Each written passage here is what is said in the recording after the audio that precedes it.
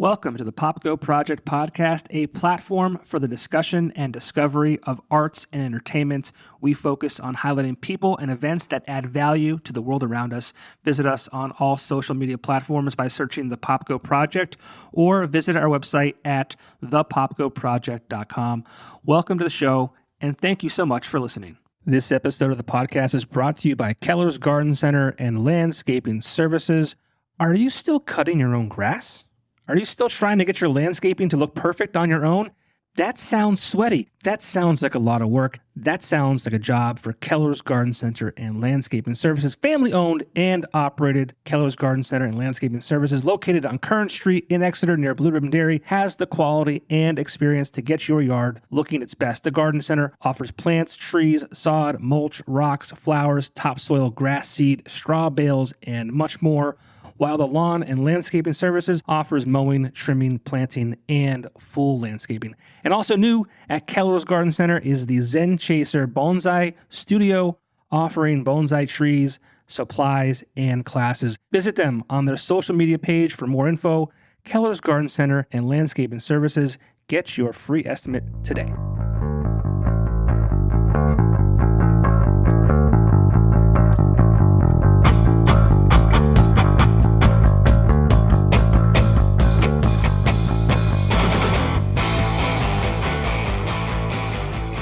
Gentlemen, welcome. Hello. Hello. Welcome to the show. Welcome to the PopGo Project podcast. I've got Dan and Zai from the band Violet Silhouette. And I was nervous all day long that I was going to screw that up. And I'll tell you where that came from. I never really had a complex until I interviewed the lead singer from Everclear, and I mispronounced his last name. Oh, and he's got a heck of a last name. Yeah. I was literally, I've been a huge fan of arts for since Santa Monica came out. And I read it, back in the day on the inside, on liner notes inside, and I saw it and I was like, that's pronounced Alexicus.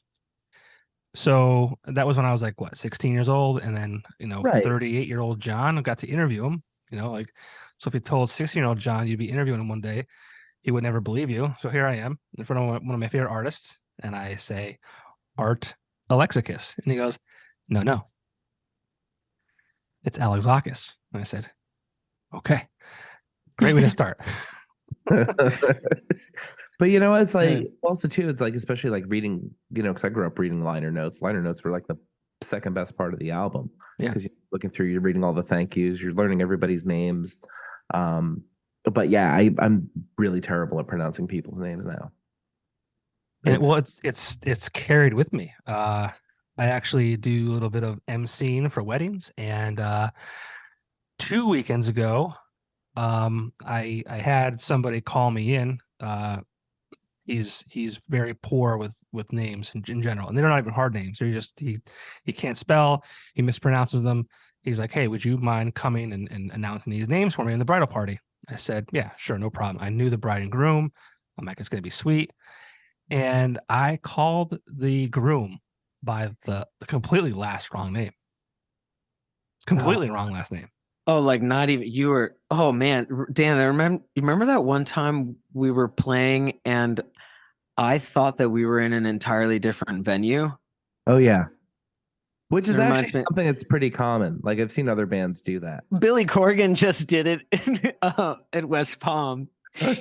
He called it Palm Beach, California. We were in Florida, and he was like, he realized what he did, and he tried to, stumble with grace, but Yeah.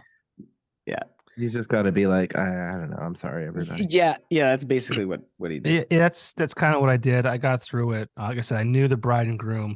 And he thought it was on purpose because the guy before him that I announced, his name was, I don't know what it was, but the last name was Williams. So I was being hidden from the groom because he didn't know I was there. This was a big surprise. So I'm announcing names, and typically I like to be able to put a face to the name when I'm announcing them. So it's just kind of weird that I couldn't see when they're walking down and what the timing and all that kind of stuff. And his name is John Higgins, and I called him John Williams. So I kind of paired the guy prior to him and Mhm. his name together, and I also know a John Williams. So it was just a complete mess. Well, I think we all know a John Williams. Yeah, I mean, who doesn't? Yeah. Composers. Yeah. Yeah. So, but guys, thank you so much for joining me. I was very scared I was going to call you guys Violent Silhouette. There's a funny story about that. Okay, so it wouldn't be the first time. So that was supposed to be the original band name that we had Okay. come up with. Oh, that's Mimi. I have a black cat too. Yeah, she's real nice. She's our production assistant. Nice. Junior engineer. So originally it was supposed to be Violent Silhouettes, and that was kind of the name that we had landed on. But I was talking to the promoter of our first show. I was out to dinner and he passed by. He's like, "Oh yeah, I'm making the flyer tonight. What's the name of your band?" And I go, "Violent Silhouette." So he goes, "Violet Silhouette. That's really cool. I like that." I'm like, "Yep, that's the name." And that's how we're now Violet Silhouette for the past There we go. 3 years. 4 years. 4 years. 4 years. Jesus. Time flies when you're locked down. Yeah, for real. And as far as the band goes, Zai, what part of the band are you? I'm the singer and guitarist. But yeah, as far as the first 2 EPs have been, just a lot of these songs that I had kind of cooped up in an archive, and what great timing for the pandemic to happen. And then I just sort of like really started hashing them out with Dan and our bassist Justin. And it was just kind of like a really cool opportunity, to just kind of take these songs that I have kind of had as like a sort of skeleton. They're just like skeleton tracks, really raw and stripped down. And then I took them into the studio with Dan and our other member, and that's where it all happened. Now, did you guys know each other prior to this, or? Yeah, we both met DJing at a club down here called Respectable Street in beautiful West Palm Beach, Florida. I had been DJing there for a very long time, and Zai had just started DJing there. And you were doing it for like a year, maybe before? Yeah. 6 months to a year. Mm-hmm. And then we finally like just, we'd see each other, we'd say hi, and then one night we like had dinner together and then just totally bonded over music and kind of where we were going, where we wanted like music projects to go and things like that. And we both had a vision for the same kind of not just sound, but also atmosphere and aesthetic, and just kind of this all-encompassing silhouette of sound and image. That's cool. More of like a feeling than anything else. Yeah, and how would you describe your music, specifically as far as the genre or things like that? Dusk, but with more reverb. Yeah, we've been going off this thing called post-wave. Post-wave, okay. Yeah, so it's anything that kind of has post in front of it as a sort of already existing genre is like kind of obviously takes some of the elements of that sort of origin genre and kind of takes it a little farther with newer nuances and elements and stuff. So we do take a lot of influence and inspiration from dark wave, new wave, and other, alternative 80s genres, synth pop, etc. Post-punk, of course.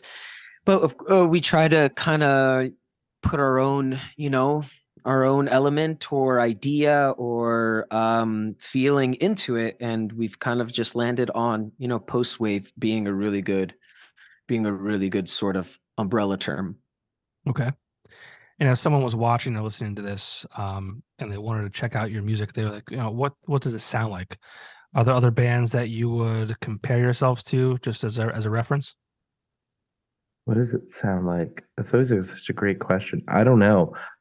There's definitely bands that we've been influenced by, like, for sure, Depeche Mode. But we don't sound like we're making Depeche Mode songs. But I think like lyrically and texturally and sonically, a lot of that influence came through.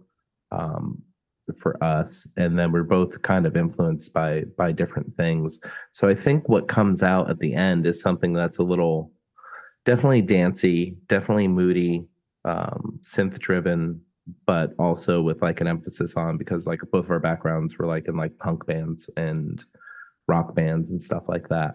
So I think we bring like this very uh, sometimes it's a shoegazy element, especially in the last EP. I think in this EP, there's guitars are a little bit more sparse and a little brighter, um, more melody kind of going in. I don't think that answered the question at all, though. I don't think that tells anybody what we sound like. You mentioned a couple bands. Ministry drums. Yeah, minute you'll hear elements of old industrial bands, origin bands, if you will, like Ministry and so forth. But like I said, it's a little bit of everything without and also being kind of hard to pin down what exactly we were trying to sort of emulate, which, if as far as we're concerned, is a cool thing. Well, that's one thing that's cool about music in general. It's like it's up for interpretation. It's up for whoever wants to consume it at that time. It's fun too. I just interviewed a band called Death Valley Dreams, which is Oh, that's a good band name. yeah, and it's a great band and very synth driven, and also with the same PR people as you guys, which is WTF. It doesn't stand for what you think it stands for. It stands for whoa, that's fresh. Tori helped arrange this, so shout out to Tori and the group over there. But yeah, so it's funny that's within the last 4 interviews I've done, 2 of them have been with that group, and 2 of them have had similar sounds. Yeah. But as far as, so you guys are from Florida. We're from South Florida. What's the scene like in that area?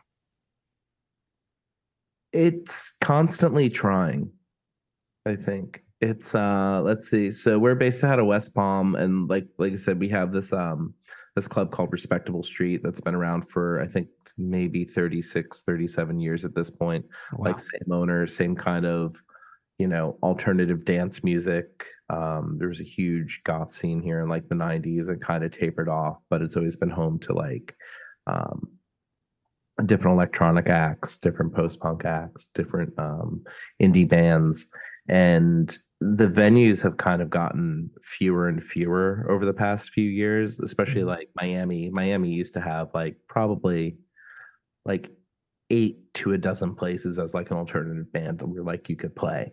And now I think there's like 3 places.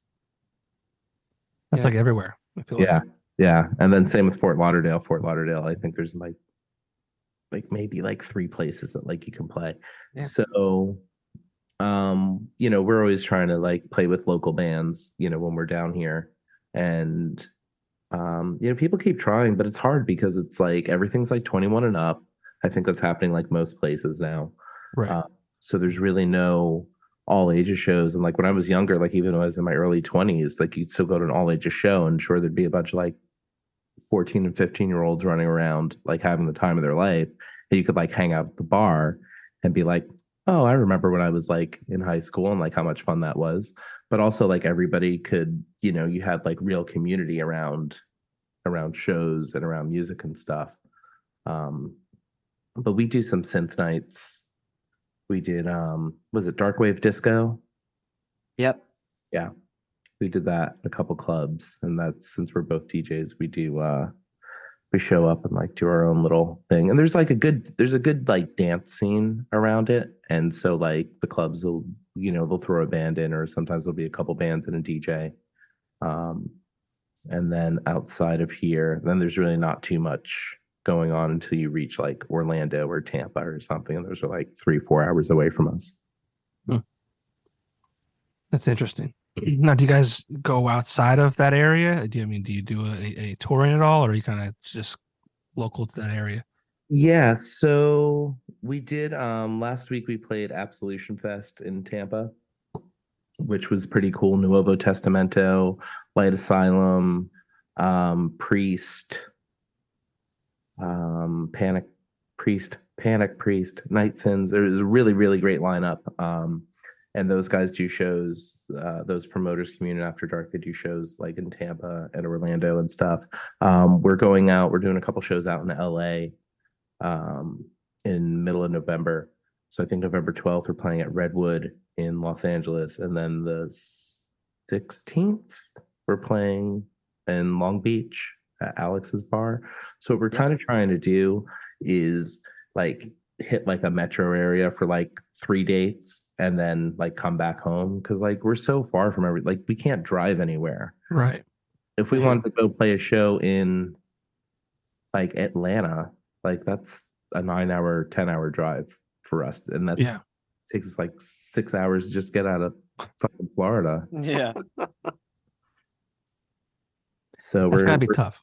Yeah, it is. But fortunately, we've been like, we've been meeting, playing some of these smaller festivals and stuff. We've been meeting people from all over the place that are super supportive, and we'll have definitely some people out at our shows, and they'll be like, oh, you should check out this venue. Oh, you should check out this club. So we're gonna, I think probably early next year, we're gonna do some dates like New York, New Jersey, maybe Pennsylvania.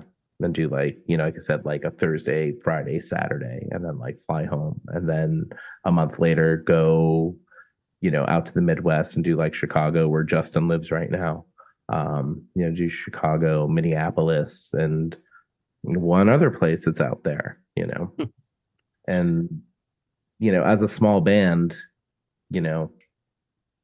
that's your options are kind of limited unless you like get on a tour with somebody.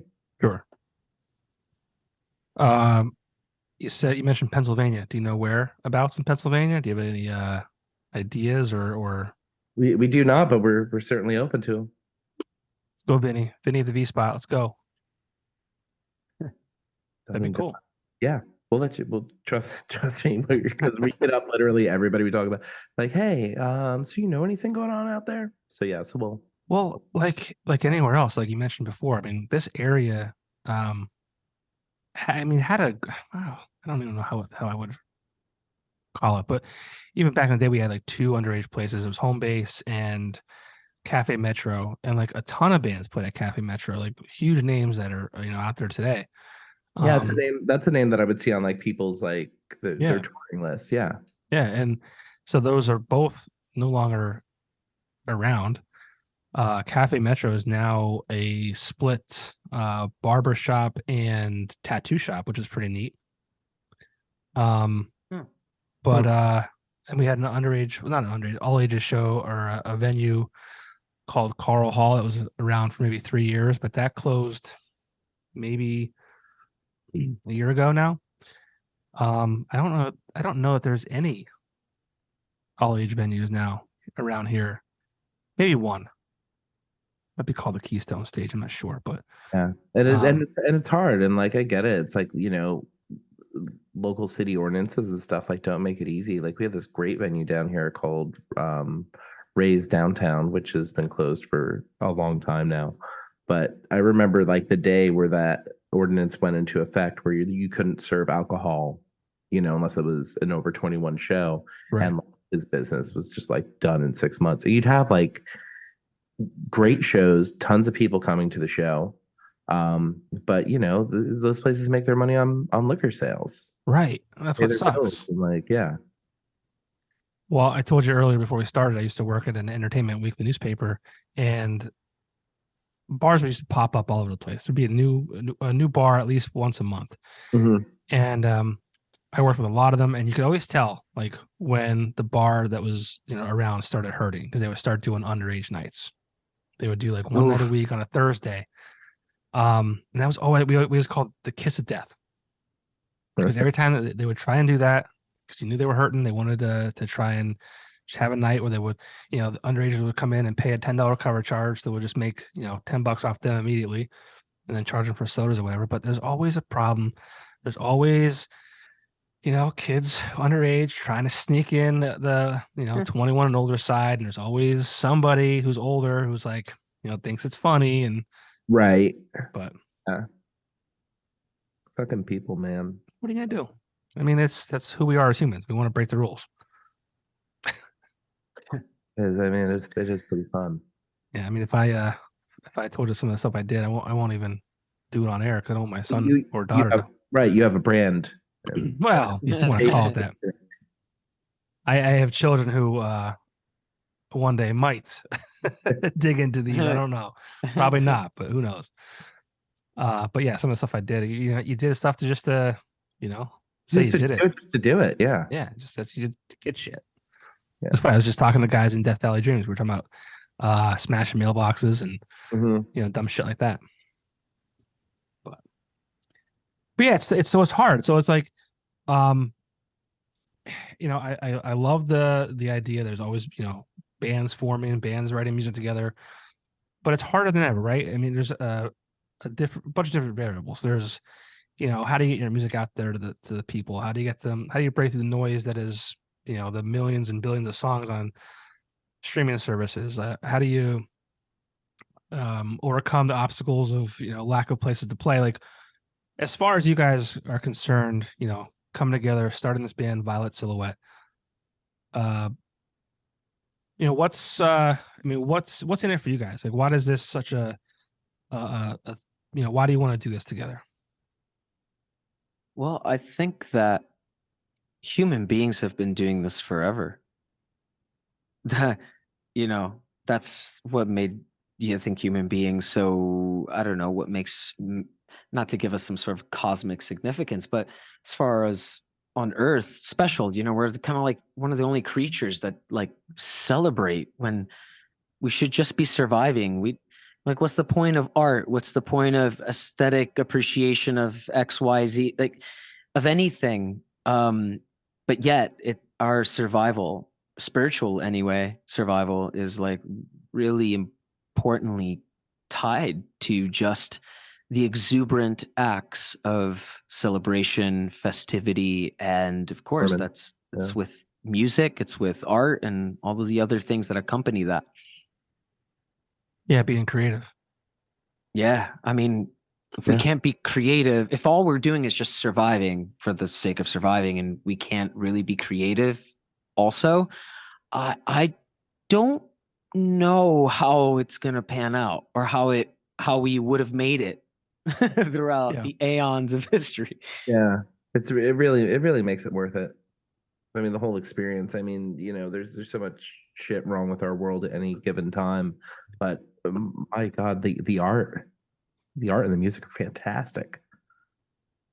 Yeah, I mean, I music is such a powerful thing. Whether you can create it and write it, or you're just a consumer, or whatever it might be. I mean, it sounds like cliche, but like music literally touches everyone. I mean, it's such a powerful force. I mean, you think of like like a really when a song's recorded right and you have like a good pair of headphones on or the sound system's just right, and this utter delicateness can of like a single tone, whether it's somebody's voice or like a keyboard or a guitar, and it's just the way it was recorded and played and performed and what somebody pulled out of something, whether it's themselves or a machine or something, and it just delivers in this perfect way that like you feel it physically and you feel it emotionally and like super heavy, super fast. Like there's something for every feeling and emotion.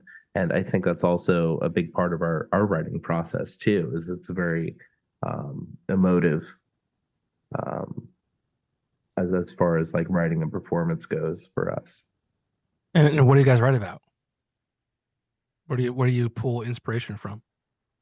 I think that a lot of my lyricism lately, and Dan, even me and Dan will sometimes both sort of like go into our own poetic sort of processes and then we'll kind of mash them together in some songs.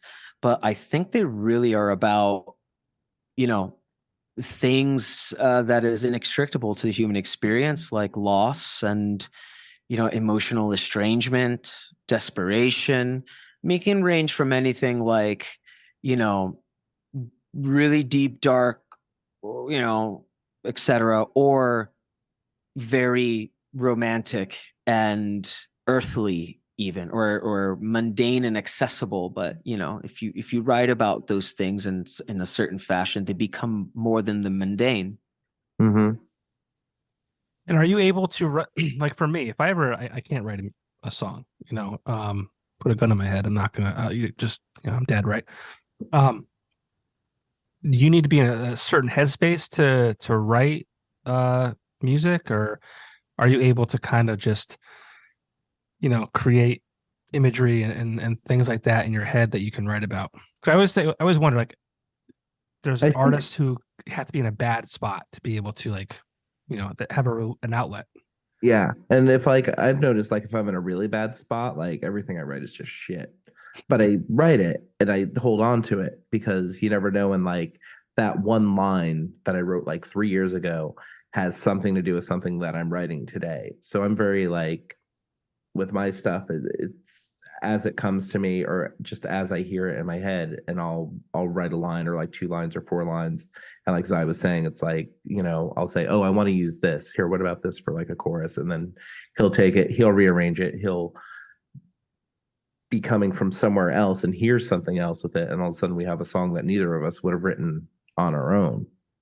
Um, and then for me, like I'm very much like I was saying earlier, like he had the skeletons like of the songs, and I'm very, oh, I hear this, oh, I hear this, oh, I hear this. But if I don't have that, I'm like, I guess this is okay. Like I don't think a lot of things I write are very usable until I hear it like with something else, and then I can like, okay, I can come up with a part to like complement this. I always found it very interesting, like the like where artists and how artists draw inspiration, like how you said, artists have to be in a bad spot or something to just kind of have that tidal pool of content, right? And sometimes I can resonate with that. I'll be in quote unquote bad places and I'll be forced to have to confront something within me that I have to use art to channel. But sometimes it happens just like spontaneously. At 3 o'clock in the morning, I'll wake up and I'll just, oh shit, where's my pen and pad? I need to write this down. It's something so nonsensical and surreal that I probably won't make sense out of it until like a month or two later. Or sometimes I'll just be doing something, once again, very mundane, just be like mowing the lawn, and something will catch my eye, or I'll hear a combination of sounds or something, and some interesting collision will happen. And then I'm running to a canvas to lock it down and capture it. And then it's gone. And then if I didn't do that, it would just be just this little daydreamy thought that just flows away just like that. It's such a cool thing to have as an artist and musician to be able to like recognize that and kind of like, hey, you know what? Maybe I don't need it right now, but this could be something later on. Like that's just like a cool. And I don't think everyone has that. They'll just go through their day and they'll just, hey, whatever, and it's just a thought and it's in and out. But like, musicians and people who are creative, they take those moments and they like, this is going to be something somewhere, somehow, whether it's a painting or music or whatever it might be. It's such a weird, and I definitely think there's like parts of the brain that's like, that artists have and creators have versus people who are, an accountant or something like that. Sure. Yeah, I can't put anything line by line. I'm just totally confused by. Yeah. Like no logical process in my brain that like work. Like I have to like. Yeah, it doesn't work. I can't be an accountant. I think the only the only difference between, say, the accountant and the artist is perhaps that how would I call it, that sort of permeability between the conscious mind and the unconscious mind, or the dream realm. The dream realm is the unconscious. It has all those, it's the big collective pool of ideas and images, symbolism, concepts. And once that little barrier between those two places becomes a little bit more permeable, a little bit more transparent, ideas will leak out into the conscious mind. Now, if this happens to such a degree where it's flooding the conscious mind, then that could be what some people would call like psychosis, right? But it's an interesting idea that everyone possesses that sort of bridge between, and how people bridge those two places. Well, that is definitely, I think, the question of creativity. Yeah, like that's like if you've ever seen like a David Lynch interview, he talks about like transcendental meditation and stuff like that. And the whole concept is that you're relaxing your mind to a state of to access like pure consciousness, which is really like nothing. It's not what happens there. It's when you get out of it and like you're back. And then, like Sai said, like it allows all these ideas to like leak through because all of this is either, it's either within you or it's in what a larger pool of consciousness may or may not be. But that everything exists and it's all real and it's all somewhere. It's an interesting idea, right? That here's an analogy. It's hard to write about something, say physically on like a sheet of paper with a pen, when you're in the water. When you're in the water, when you're swimming in the idea and the creativity of it and the idea of it, you can't really document it. You just have to swim. That you have to live it. That you have to experience it. And then the act of creation is almost like the bringing back of the treasure from that place or state or experience. Would you say you guys are spiritual in any aspect? I'd say spiritual and metaphysical and other things. Yeah, there's Other definitely uses? yeah. I think we're definitely, and we both have our own unique ideas and thoughts around this, which is the best part about any spirituality, really. If you're not really tied to a set of religious doctrine or rules, you can like kind of have fun with it and with a lot of thought experiments. But yeah, we're definitely on some sort of wavelength. Well, that's what it sounds like. I mean, like just like the what you're saying too is like, and I think music today kind of, I don't say sucks because it doesn't suck, but I mean, I think we got so much great music, 70s and even earlier than that because of spirituality, drug use, Psychedelic. unlocking different parts of your like just your mind. And I kind of miss that. You go back and look at listen to like Pink Floyd and shit like that, and who else? Shit, I'm trying to blank, but like literally anybody who made anybody, yeah. It's just like 64 and like 1978. Yeah, it was so good though. It's like and there's no real direction, but like that's the beauty of it. It's just like this perfect imperfection. Well, I mean, if you go back even to our tribal shamanic past, that's what music was being, that's what we were doing with music, the whole using music and rhythm and beat as a sort of tool to achieve trance. And in that trance, you get messages. And in those messages, you bring them back. And they're vital information to your tribe and to the health of your society. And it brings solace and comfort to the people within that, your little clan or population or whatever have you. I love that shit. I love that. It's like, I don't know. I wish I did more drugs when I was younger. I didn't really start doing drugs until I was in my 30s. So yeah, and I mean, listen to all your listeners out there. There's always time to start doing drugs. Well, it's I mean, great. It's like we marijuana has become recreationally legal, medicinally legal, things like that, which has been great. I think that's much more widely accepted in so general. So accepted. I remember when growing up, I was young. I mean, they were showing us commercials with broken eggs saying this is your brain that's gonna like your skull is gonna be cracked and your brain's gonna leak out of your head and will be fried in a frying pan. That's scary. I don't want to do that. That's it only happens if you don't take a break. You gotta check in with yourself. You gotta take a break. Yeah. Get back to normal. And then you go do it again. But yeah, I always wish I've had weed or had weed. I've tried weed a few times. I'm just not good at it. I go to the moon because I typically mix it with alcohol. But I heard mushrooms are an amazing psychedelic. Mushrooms are great, and especially like because with mushrooms, you can start with a little and work your way up with it. Like you can microdose with mushrooms. You could just take like a little bit. You don't have to see God the first time. If you take enough, you'll. Well, that's what I'm scared of. Like, well, I mean, when I was younger, I was always a straight and narrow. Yeah, I drank here and there, but I just kind of like on a straight and narrow. And I wish I would have. You hear stories about mushrooms, but now, yeah, they talk about microdosing and doing it to the point where things that are widely accepted now. Yeah, that's psilocybin.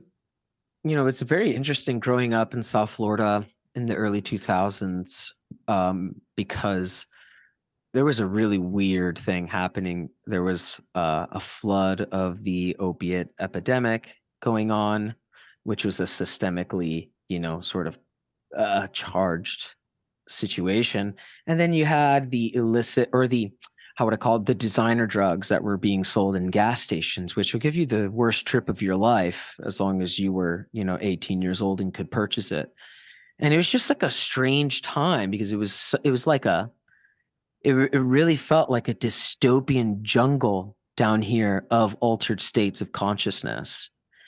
And there's videos out there of people being on these gas station hallucinogenics, and it's utterly terrifying, to have just like literally grown up like right in the midst of all of that. Yeah, it was like, was it spice and K2 and and bath salts and all that, like salvia. Yeah, salvia. Salvia got me once. Real quick story. Yeah, because everybody always has a horror story about it. I'm like, I don't want that. So I'm at this party at the lake. And I just gotten there, again, drinking, and someone's like, "Hey man, you want to smoke some pot?" I'm like, nah, I'm good. So I had a couple more beers, and his name's Dave Palladino. I'll never forget this moment. I swear he said, "Hey, do you want to smoke pot again?" And I'm like, "Yeah, fuck it, like whatever, You're inhibitions at that point. Yeah, the guard has been dropped, and I'm like, "Sure, yeah, whatever." So I do it, and next thing I know, man, I'm like, I gotta get out of here. Like, this is a bad place. So I go out. They have a campfire outside. I'm sitting. Like, my buddy's like, just sit down, relax, just chill out. So, I'm sure you're familiar with a campfire. The little sparks that kind of fly off the top of the flame. I thought they were fireballs chasing me. Oh, I literally got up, I ran out of the party down the street. I'm like, thought fireballs were chasing me. Oh, you're a runner. I've met some runners on Salvia. You guys are hard to keep together. You guys are hard to track down. Yeah. First and last time. Yeah. Dave Palladino, he claims, he goes, "No, dude, I told you it was salvia." I'm like, bro, I'm pretty sure that you didn't say that, because I was very apprehensive to marijuana. Right. If you said salvia, I would have been like, what is that? It may have taken me a few more drinks to like said, okay. Yeah. Because at the time I didn't know what it was. And then little did you know, it was one of the most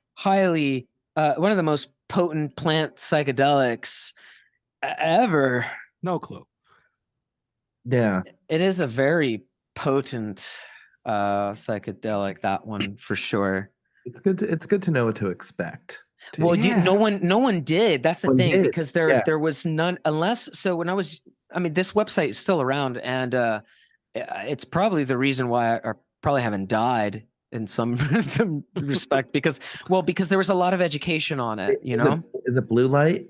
No, it was called Arrowhead.com. Oh yeah, that's the other. Arrowhead was just like a really good site where people shared a lot of testimonials, people shared a lot of intel and knowledge, all the way from legality to chemistry and so forth, about just about every as of yet documented substance that has an effect on human consciousness. Mm-hmm. And if you kind of had the awareness of that website, you were a little better off. But still, yeah, salvia, when it hit the market, it just, people really didn't know what to expect. And it took me quite a while to finally approach it. I think with a more, I wouldn't say like a medicinal approach, but something more holistic than just like being at a party, which that's how I did it the first couple times was like that. And then just getting my socks blown off. And then just then months down the road being like, okay, I want to do this again, but I want to do it in my backyard during the day with someone who could tackle me if I started to run, like all these, like I really wanted to explore what this had to teach. Yeah.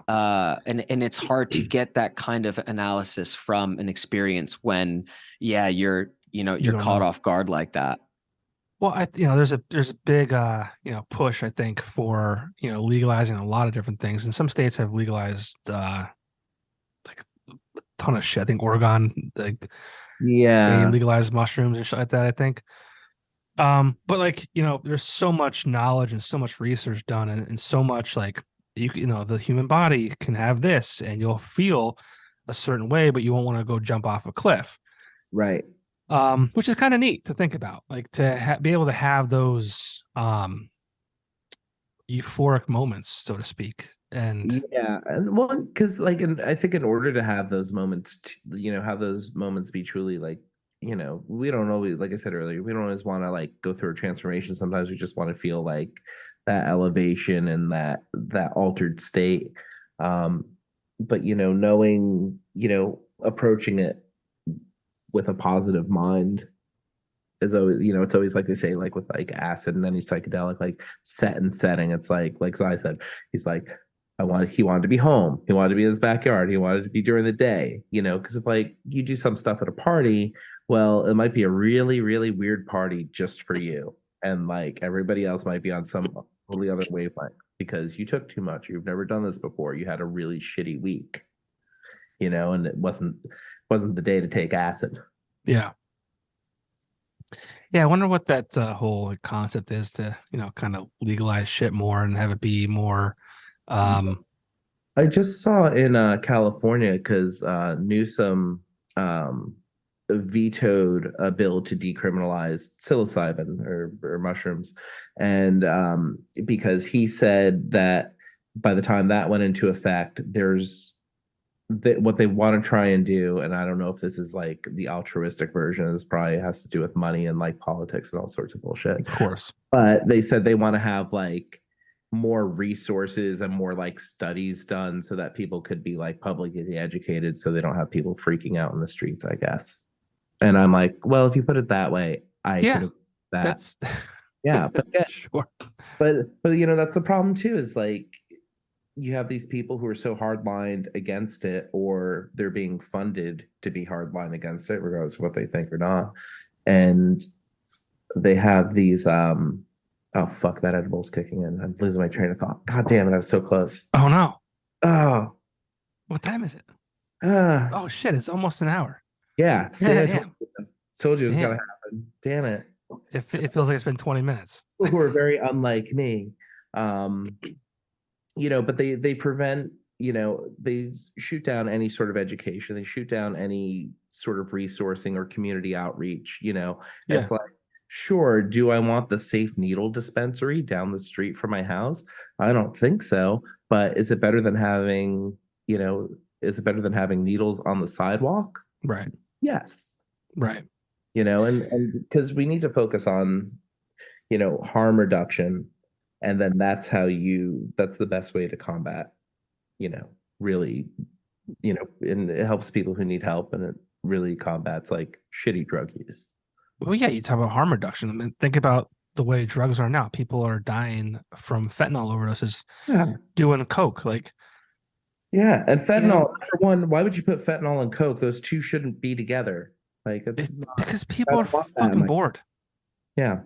I don't know. It's terrible. But like, you talk about legalizing that shit, it's monitored, it's regulated. So like the more, again, I grew up, drugs are bad. Don't do drugs. Your brain will crack open and you'll fry in a frying pan. But now you get smarter. We're more educated, more, there's more research. It's like people in Silicon Valley are doing it. And, So yeah, maybe we should have regulated drugs and be able to know what we're doing. I fully support that.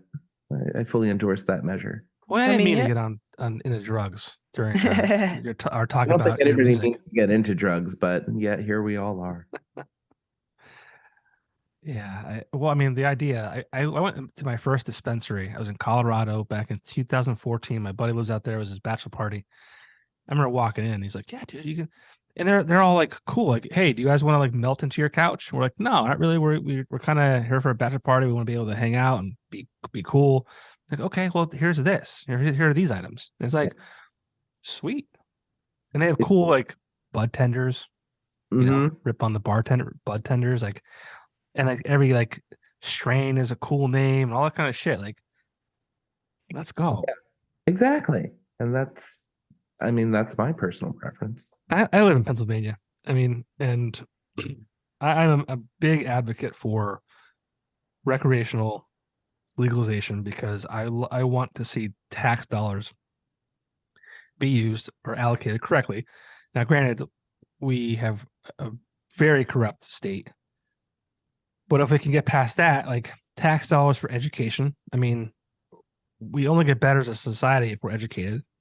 And it fix our fucking roads because I don't know if you guys are familiar, but you can't drive in PA without bending a rim once a year in a pothole. Yeah, but I digress. I'm sorry. That's okay. I know. Like I said, I told you before we started, I grew up in Northwest New Jersey, so I'm very familiar with Pennsylvania roads. You can even pump your own gas. I know. I don't even know if I still can. I still can't. No. Jeez. But I think they legalized weed. I think you're right. Yeah. Yeah. But it's like weird. Again, I think it's like weird loopholes. Like my friend said, it's like you have to buy stickers and then you can buy the weed. Like you can't just go in and like buy it like how you probably did in Colorado. Yeah. It's like a weird little a stamp system, like a something like that. But I think it's like I don't know. I'm not even gonna ponder a guess. Perhaps your listeners know. They can inform you. I don't even know. Or me. I was in Boston back in March and we walked into a dispensary. My buddy's into that kind of stuff and it was super cool. I just wanted to be there for the experience. But yeah, they're like, again, same thing. Like they're like, what do you guys want to do? Like, what are you feeling? Like, do you like a certain flavor? Blah, blah, blah. And he walked out with a couple joints, a bag or two of edibles, and no questions asked. Here's my ID. Here's the money, and on his way. Real nice time. Real nice time.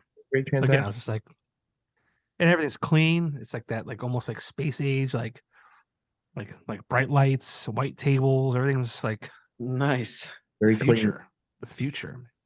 Yeah, I remember smoking weed in the bushes, dude.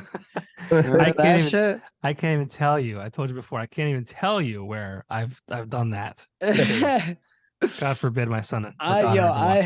I'm like, when if I ever have kids or whatever, if I'm like, showing the younger generations what it would felt like to just like be high and smoke weed back in my day or whatever, I would just show them Blair Witch Project.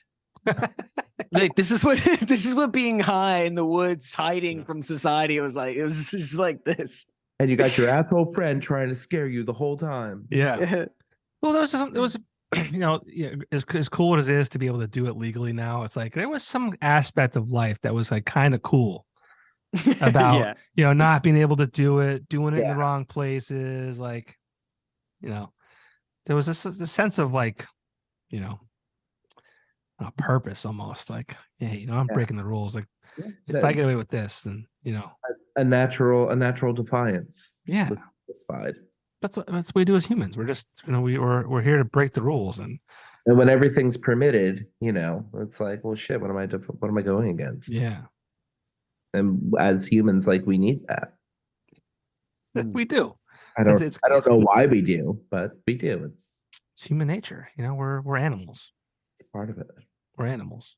Oh, yeah. It's drug fueled Yeah. animals. Drug fueled Yeah. animals. Yeah, drug fueled animals. I like that. And to jump a little bit into Terrence McKenna, apparently it was via our ancestors' experimentation with naturally occurring plants and fungi that catapulted our ancestors into the evolution of who we are today.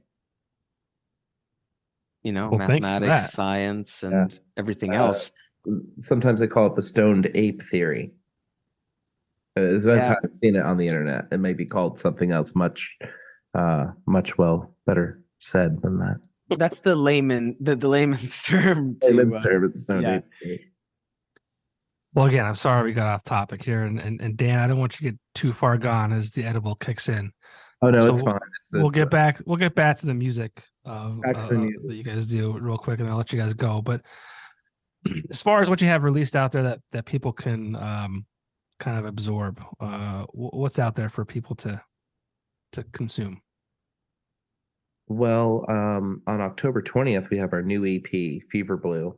That's going to be on all the streaming services and YouTube Music and Spotify, Tidal, and Apple, and a bunch of ones in Asia that I've never heard of that we've released it to. And everything's available on Bandcamp. And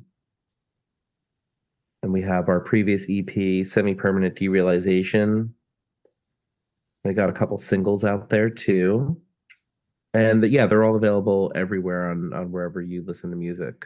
And Bandcamp has a couple extra songs that we put out there, a few covers, and a live version of one or two songs.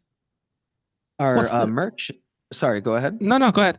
Sorry. I was gonna say our merch is also on Bandcamp, and it's just like when you go on our Bandcamp, it really the layout and the visuals really like kind of bring you into that like silhouette that we're trying to share. The same thing with the album cover of FEVERBLUE. It just we're trying to, in a sense, cross wires. The people who like want to listen to our stuff. We're trying to take the visual and the audio and all these other tactile things and try to cross those wires in your brain. So when you see the album, you see the artwork of the album, you're also tasting things, just that sort of synesthetic mashing and collage of the senses. What's the benefit of Bandcamp? I know a lot of artists kind of do like they'll do early releases on Bandcamp before it hits like Spotify and Apple and all that kind of shit. But they also kind of have like hidden gems there. Like, I mean, is that a better platform as far as monetarily speaking goes, or monetarily speaking, 100%. It's the better platform because that's where people can actually like buy and purchase it and hold on to either physical media or the downloads where like you do Spotify and things like that. It's cool. I mean, I love Spotify and Tidal. I use them all the time. But when you go to Bandcamp, it's like, we kind of control, like Zai said, we kind of control that storefront. We control like that look and that image. And it's like we're serving it to you in a more thoughtful way. Plus, our revenue share when people buy things is much better. So if you buy a song for $1, we get 85 cents because the Bandcamp keeps 15 cents to, run Bandcamp and, the credit card transactions and pay their people and everything. and that they do like Bandcamp Fridays too, right? Yeah, which is once a month, and that's when all 100% of all proceeds go to the artists. So that's like a great time when people release music, or they'll like put their whole discography on sale. It's where I buy like a lot of my DJ tracks, so I can, because I know that artist is like that money's going directly to them, and it doesn't have to go through.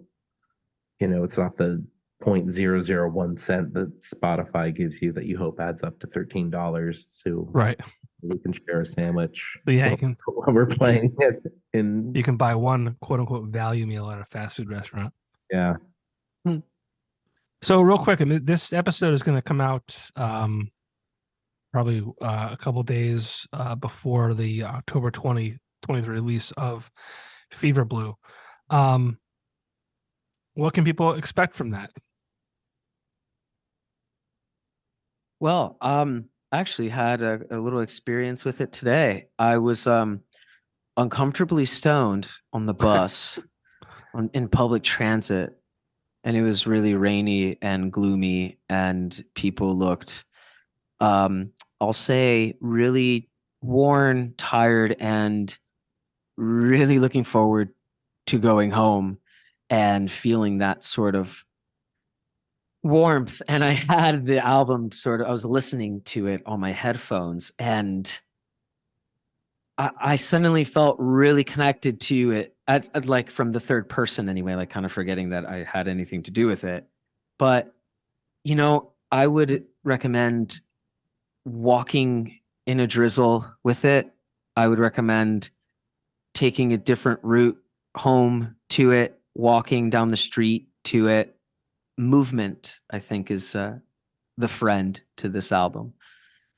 Not just physical movement, but emotional movement, something that and we put it together in a way, we played with the track listing. I think we had 7 songs done for it. We're only releasing 6. So I thought the 7th just didn't, when I heard it, it just jolted me in a different place. Like I felt like these 6 songs really, pulled like the perfect 30 minutes of an emotional daydream process. And then, the other song, I'm like, no, we got like that. Yeah. An emotional daydream process. Yeah. Mm-hmm. And like I just sat here and I listened to it. I had my headphones on, and yeah, I just leaned back and it really took me somewhere. And so I said, it's like I forgot about it. Like I forgot this is what rewrote. Like I wasn't thinking about, oh, that keyboard part sounds good. Oh, I like what I did there. Oh, I like what you did there. Because all that happens before. And once we get the masters back, we're like, okay, that's done. This is, the painting's finished. It's no longer ours, which is, a really good feeling. It's very relieving. Is that hard to do, to kind of remove yourself from the music and not be nitpicking, your pieces? I think we give ourselves a lot of time to do that. We try not to rush it, and we'll sit with it. And sometimes we won't listen to the songs for, we'll let it sit for a month, and then we'll come back to it and be like, I don't know why I didn't think that was gonna work. This sounds great. So, it balances out. And there's other things where we're like, oh yeah, no, that we really need to fix that. That really needs to change. But I think we both have very good taste. I think that's why we were good DJs. Because we know it, we know when it's there.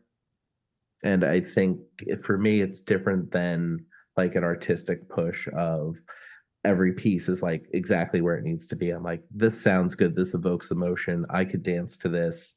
I could visualize in my head people doing, different scenes that don't exist. And when I can do that, then I know it's ready. Yeah, That's it's cool. if it engages, if it makes the body want to instinctively move, and or if it transports the imagination, when both those things happen, that's really cool. If one of those things happen, that's also cool too. If none of those things happen, what are we doing again? It's yeah, then it's just disposable. Or maybe it's an ambient track, or maybe it's I don't know. Yeah, you really take it back to the drawing board. But yeah, part of our, I don't know, our screening process for whether or not we really want to go with the song is half of it is very, I don't know, children are very interesting creatures in that they just know what's good. They don't need to think about, oh, well, these kids are going to look at me weird if I like this stuff, or, they just like what they like. Right. And so we think about it like that, dude, do we like what we like? And then the other half is, okay, but where does it take us? Where do we want it to take the listener? All these other things come into question. Yeah, and we're really lucky that we both like we'll just sit and we'll talk about that for hours about where we wanted to go before we even like do anything with it, or then all of a sudden like inspirational strike and we'll bang out a bunch of parts like really fast. Yeah. That's an interesting thing to talk about, like viewing it from a place of a child, because kids are so innocent, or they have not been influenced yet. So it's kind of a neat place to kind of like just reflect on it at. Yeah. So that doing activities or things that will help that sort of that will create that neuroplasticity is important, Yeah. I wrote a lot of poetry during the writing of this album that felt separate from the album altogether. I did a lot of like physical practices, like yoga and dancing, and just sort of did a bunch of these things that would help promote this this freshness of mind for me to sort of reflect on whatever it is that we were working on. No, it's cool. I'm looking forward to it coming out. Yeah, Thank you. Love to hear what you guys think about it. Yeah. So the songs they have available right now, like I there's some of them I kind of like, I feel should be in the soundtrack to Blade. That's the nicest thing anybody could ever say to me. Yeah. No, seriously, like That's like cool. you should, someone's like Wesley Snipes is walking like through town to go kill vampires, to your music. That's the soundtrack.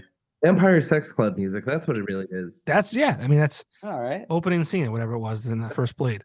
Where it's like the blood sprinklers. Blood spray. Yep. You know that song was a remix of a New Order song. Oh, really? Yeah. I didn't know that. Yeah. Took me forever. Great. I fucking love that. That's still a great song. I'm gonna Those are listen great to movies.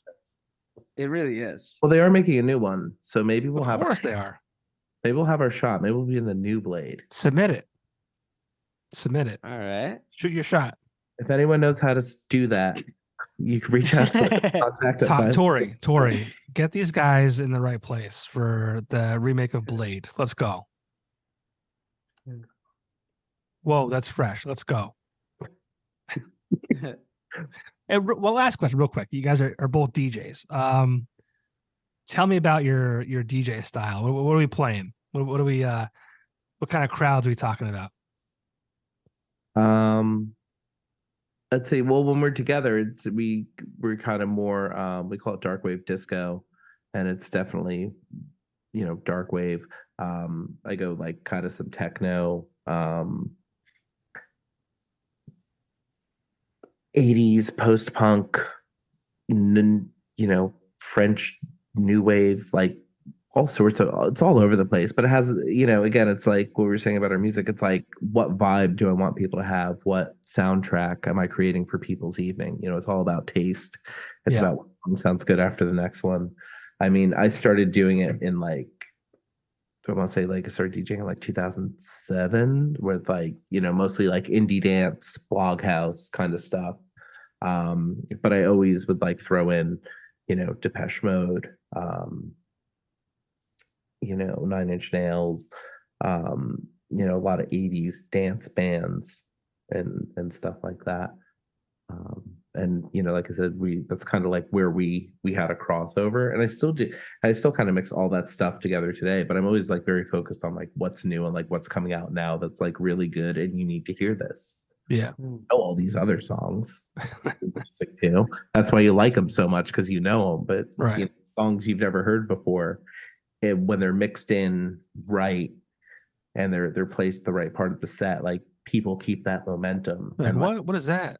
Same energy, and they're like, okay, and then they leave knowing that they know that song, and now they like that song, and now they'll go look up that artist, and the next time you play it, it's like more people come on the dance floor for it. Yeah. That's one thing I told you before. I started emceeing some weddings, and that's what I respect about DJs so much, is being able to kind of read the room and just like, all right, like this is the vibe. This is I can take this song and it can marry into this song, and it just kind of keeps that level. And and even the build up per se. What about you, Zion? I know I went off on a tangent myself. As far as DJing, Yeah, because you've been doing that Eden in the dark. yeah. So Nice. Eden in the Dark is a really cool little night that I've been doing with my friend Nicole, and it's basically like taking a little bit of like the dark post-punk stuff, but yeah, with a focus on playing newer artists.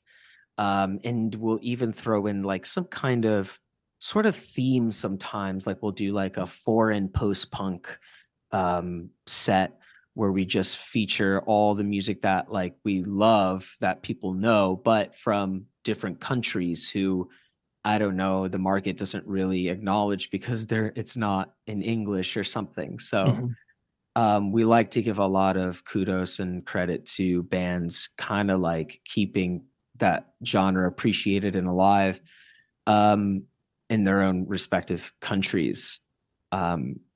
Also, just like a lot of music that was influenced by synthesizers, like Japanese city pop is one of my favorites because of their like very early and pioneering use of what would then become and still is a staple to electronic dance music.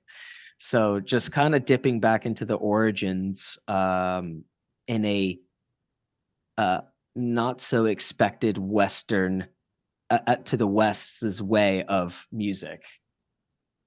That made any sense whatsoever. Yeah.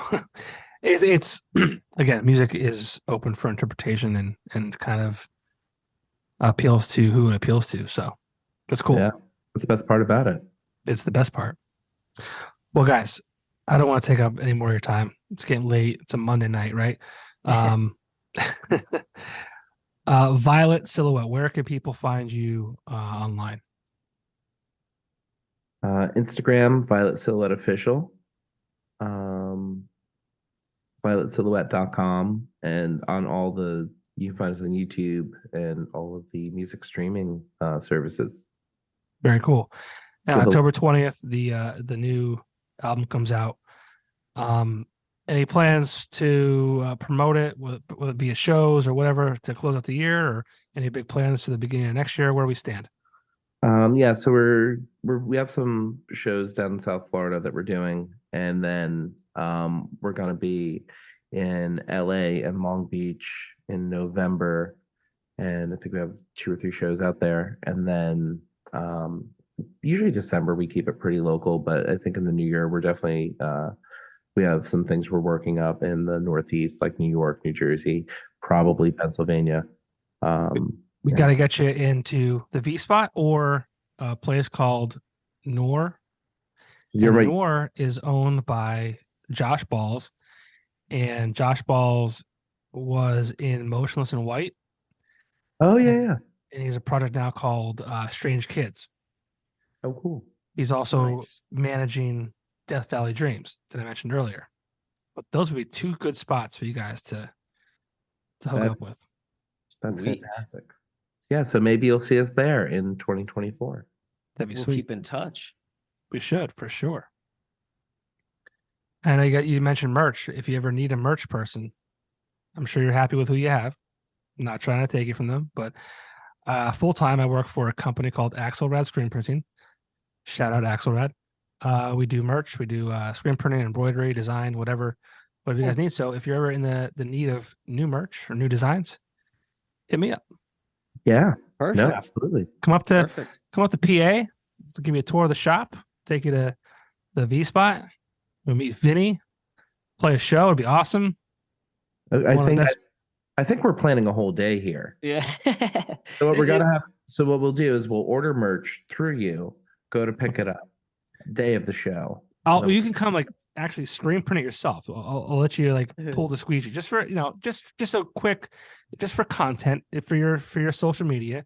There you go. Hey, we literally print our own merch. Just a quick video, right? We'll pack it up. You'll be on your way. Go to the V Spot or Noor, play a show, sell all the merch, make millions, and then be on your way to the next place. Love it. We fixed all the world's problems right here. We At least got you covered. we solved our problems. We solved all Yeah. That's a good Well, place guys, to start. thank you so much again for taking the time on a Monday night. I'm sure there's better things to do in Florida right now than to be talking to me. So, It's not. It's still too humid out, man. It's kind of dude, it's like 40 degrees here, and God, I'm so jealous. You know how badly I want to wear a jacket? well, I'll tell you what. If it wasn't like rain, it's like annoying rain.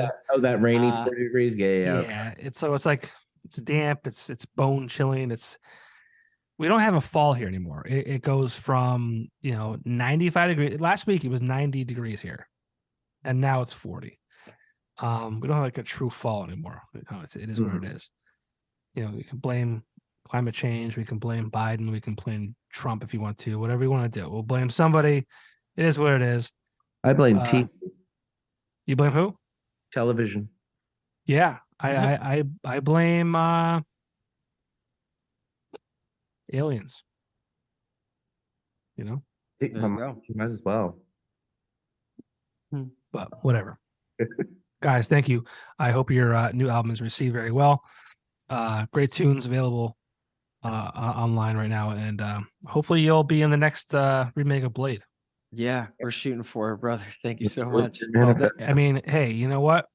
This is, I don't know if you could see. We'll go over here. Well, this is an award-winning podcast. I don't know if you know that or not. I see several awards. Yeah. Two of them are in my son's room. He confiscated them last year. But we're going to go to the moon. We're going to, this show's going to take you to new heights.